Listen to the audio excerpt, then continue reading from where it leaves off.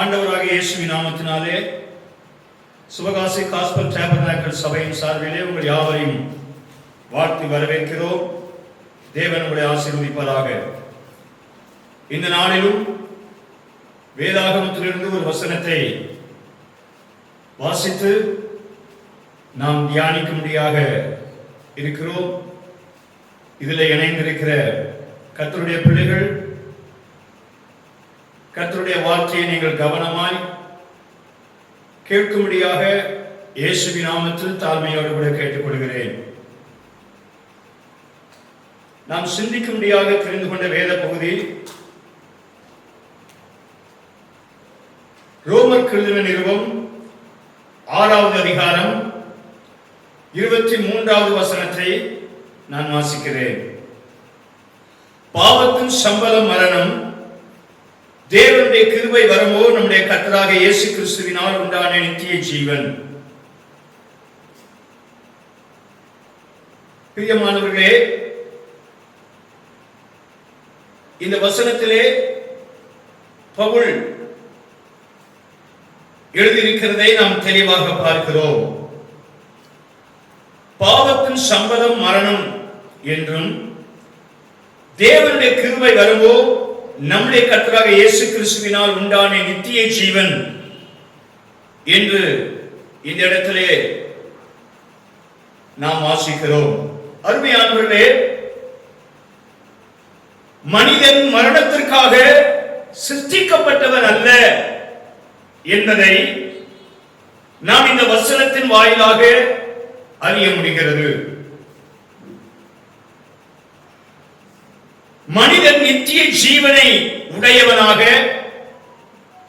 நித்திய காலமாக தன்னை உண்டாக்கின தேவனோடு கூட சந்தோஷமான ஒரு வாழ்வை வாழ வேண்டும் என்று உண்டாக்கப்பட்டவன் என்பதை இந்த வசனத்தின் வாயிலாக நாம் அறிகிறோம்.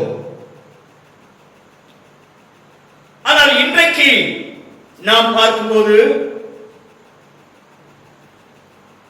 மனுஷனுக்காக ஆண்டவர் உண்டாக்கப்பட்ட அந்த நித்திய வாழ்வை மனுஷன் இழந்து போய்விட்டான் என்பதை நாம் அறிய முடிகிறது. காரணம், மனுஷன் பாவம் செய்து அந்த நித்திய வாழ்வை இழந்து விட்டான் என்பதை நாம் அறிகிறோம். பிரியமானவர்களே, பாவம் செய்த மனுஷனுக்கு சம்பளமாக கொடுக்கப்பட்டது மரணம் என்பதை நாம் தெளிவாக இங்கே நாம் பார்க்கிறோம். பாவம்தான் இன்றைக்கு மனுஷனுடைய வாழ்வை அசூசிப்படுத்துகிறது. மனிதன் தேவனை சந்திக்க முடியாதவனாக அவன் செய்கிற பாவம் அந்த மனிதனை தேவனுடைய முகத்திற்கு மறைக்கிறது என்பதை நாம் அறிய முடிகிறது. மனுஷனுடைய பல போராட்டத்திற்கு காரணம் அவன் செய்கிற பாவம் என்பதை இன்றைக்கு மனிதன் அறியாதவனாக இருக்கிறான். மனுஷன் செய்கிற பாவம்தான் அவனை நித்திய வாழ்வை இழக்க வைத்தது மாத்திரமல்ல, அமைதியை இழந்து, சமாதானத்தை இழந்து, மகிழ்ச்சியை இழந்து, வேதனையோடும் துக்கத்தோடும் வெறுப்போடும் இன்றைக்கு மனிதன் வாழ்ந்து கொண்டிருக்கிறான். மனிதன் செய்கிற பாவத்தினாலே மனுஷன் தன்னை உண்டாக்கின தெய்வத்தை சந்திக்க முடியவில்லை, தரிசிக்க முடியவில்லை. அப்படி என்றால் மனுஷன் செய்கிற பாவம் என்ன என்பதை நாம் அறிய வேண்டியது மிக அவசியம். பிரியமானவர்களே, பாவம் என்பது இந்த நிலையற்ற உலக வாழ்விலே நித்திய நாயகனாம் இயேசு கிறிஸ்துவோடு கூட அல்லது மனுக்குலத்தை உண்டாக்கின தெய்வத்தோடு கூட இணைந்து அவருடைய விருப்பத்தை நிறைவேற்றுவதற்கு தன்னை ஒப்பு கொடுக்காதது பாவம் என்பதை நாம் அறிகிறோம். அவருடைய இருதயத்திற்கு ஏற்ற வண்ணமாக மனுஷன் தன்னுடைய வாழ்க்கையை வடிவமைத்துக் கொள்ளாததே பாவம் என்பதை நாம் அறிந்து கொள்ள முடிகிறது. பிரியமானவர்களே, இந்த நேரத்திலே நம்மை நாம் ஆராய்ந்து பார்க்க வேண்டியது அவசியமாக இருக்கிறது. ஆண்டவருக்கு மகிமை உண்டாவதாக. பிரியமானவர்களே, ஆண்டவரால் சிருஷ்டிக்கப்பட்ட ஒவ்வொன்றும் ஆண்டவர் எதற்காக சிருஷ்டித்தாரோ அவன் நோக்கத்தை, விருப்பத்தை ஒவ்வொரு சிருஷ்டிகளும் நிறைவேற்றிக் கொண்டிருக்கிறது என்பதை நாம் அறிய முடிகிறது. ஆண்டவர் வானத்தை சிருஷ்டித்தார், பூமியை சிருஷ்டித்தார், நட்சத்திரங்களை சிருஷ்டித்தார், சூரியனை சிருஷ்டித்தார், ஆகாயத்து பறவைகளை உண்டாக்கினார், ஊர் பிராணிகளை சிருஷ்டித்தார். ஆண்டவர் உண்டாக்கப்பட்ட ஒவ்வொன்றும் தன் தன் சிருஷ்டிக்கப்பட்ட நோக்கத்தை அறிந்து மரங்கள், செடிகள், கொடிகள், சமுத்திரங்கள் ஒவ்வொன்றுமே எதற்காக சிருஷ்டிக்கப்பட்டதோ, தன்னை உண்டாக்கின தெய்வம், தன்னை சிருஷ்டித்த கர்த்தர் தன்னை எதற்காக இந்த சாயலிலே உண்டாக்கினாரோ அதனுடைய நோக்கத்தை தெளிவாக அறிந்து ஒவ்வொரு சிருஷ்டிகளும் தன் தன் நோக்கத்தை தனக்கு கொடுக்கப்பட்ட இடத்திலே இருந்து அது சரியாய் நிறைவேற்றி தன்னை உண்டாக்கின தெய்வத்தை அது சந்தோஷப்படுத்துகிறது. ஆகவே அதனுடைய வாழ்நாளெல்லாம் சந்தோஷமாக, மகிழ்ச்சியாக, பூரிப்பாக இருக்கிறது. மிருகங்களை எடுத்துக்கொண்டாலும், பறவைகளை எடுத்துக்கொண்டாலும், ஊர் பிராணிகளை எடுத்துக்கொண்டாலும் ஒவ்வொன்றும் தன் தன் உண்டாக்கப்பட்ட நோக்கத்தை தெளிவாக அறிந்து சரியாய் தேவனுடைய நோக்கத்தோடு கூட அது தன்னை இசைந்து தேவனுடைய சித்தத்திற்கு அல்லது விருப்பத்திற்கு அது தன்னை முழுவதுமாக அர்ப்பணித்து தன்னுடைய திட்டத்தை தன் வாழ்விலே ஒவ்வொரு சிருஷ்டிகளும் இன்றைக்கு நிறைவேற்றிக் கொண்டிருக்கிறது. ஆனால் தேவனுடைய சாயலாக, தேவனாக உண்டாக்கப்பட்ட மனுஷனோ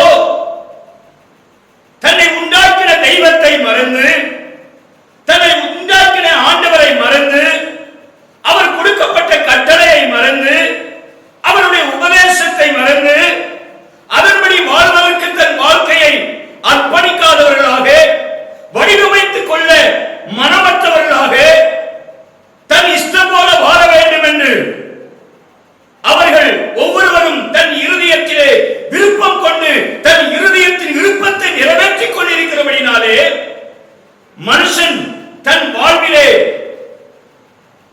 தேவன் வைத்திருக்கிற, அந்தந்த மனிதனுக்கு கடவுள் வைத்திருக்கிற, தெய்வம் வைத்திருக்கிற ஆசீர்வாதங்களை அல்லது மகிமையை அல்லது அவருடைய திட்டத்தை நிறைவேற்ற முடியாதவர்களாக வேதனையோடு இன்றைக்கு ஜீவித்துக் கொண்டிருக்கிறதை நாம் பார்க்கிறோம். பிரியமானவர்களே, இந்த ராத்திரி நேரத்திலும் இந்த வார்த்தையை கேட்டுக் கொண்டிருக்கிற நீங்கள் உங்களை நீங்கள் ஆராய்ந்து பாருங்கள். நீங்கள் தேவனுடைய திட்டத்திற்கு உங்கள் வாழ்க்கையை முழுவதுமாக அர்ப்பணித்திருக்கிறீர்களா? அல்லது உங்களுடைய சுய விருப்பத்தின்படி அல்லது உங்களுடைய குடும்பத்தாருடைய விருப்பத்தின்படி, உங்களுடைய இனச்சன பெண்களுடைய விருப்பத்தின்படி, உங்களுடைய நண்பர்களுடைய விருப்பத்திற்குபடி அல்லது இந்த உலகம் விரும்புகிறபடி நீங்கள் வாழ்ந்து கொண்டிருக்கிறீர்களா? அல்லது உங்களை உண்டாக்கின தேவன் உங்களை குறித்து என்ன விரும்புகிறாரோ நினைக்கிறாரோ அதன் நோக்கத்தை நிறைவேற்றுவதற்கு, அவருடைய சித்தத்தின்படி வாழ்வதற்கு உங்களை நீங்கள் முழுவதுமாக அர்ப்பணித்திருக்கிறீர்களா என்பதை இந்த ராத்திரிகளிலே சற்று நீங்கள் ஆராய்ந்து பார்க்கிறீர்கள் என்றால் உங்க வாழ்க்கையிலே ஒரு புதிதான மறுரூபத்தை நீங்கள் இந்த நேரத்திலே அல்லது இந்த நாளிலே பெற்றுக் கொள்வீர்கள் என்பதிலே எல்லளவும் சந்தேகமில்லை. ஆண்டவராக இயேசு கிறிஸ்துவும் கூட இந்த உலகத்திலே அனுப்பப்பட்ட பொழுது அவர் தன்னுடைய விருப்பத்தை நிறைவேற்றாதவராக, தன்னை அனுப்பின பிதாவினுடைய விருப்பத்தை பரிபூர்ணமாய் நிறைவேற்றுவதற்காக தன் வாழ்வை முழுவதுமாக அர்ப்பணித்தவராக இந்த பூமியில் அவர் ஜீவித்தார்.